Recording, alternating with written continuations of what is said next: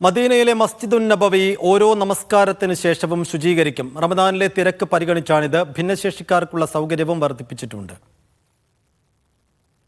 വിശുദ്ധ റമദാനിലെ തീർത്ഥാടകരുടെ ഒഴുക്ക് കണക്കിലെടുത്താണ് പ്രത്യേക ക്രമീകരണങ്ങൾ നടപ്പിലാക്കുന്നത്. നമസ്കാരങ്ങൾ, ശുചീകരണം, സന്ദർശകരുടെ സേവനങ്ങൾ എന്നിവ ഉൾപ്പെടുത്തിയാണ് വിപുലമായ പ്രവർത്തന പദ്ധതി ഹറം കാര്യാലയം പ്രഖ്യാപിച്ചത്.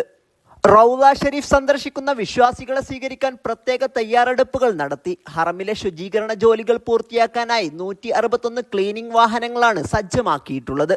ദിനം പ്രതി 5 തവണ പള്ളി മുഴുവനായും വൃത്തിയാക്കുകയും അണുവിമുക്തമാക്കുകയും ചെയ്യും. പള്ളിയിലും മുറ്റങ്ങളിലും 114 ഇലക്ട്രോണിക് സ്ക്രീനുകൾ തത്സമയ വിവരങ്ങൾ പ്രദർശിപ്പിക്കാനായി സ്ഥാപിച്ചിട്ടുണ്ട്.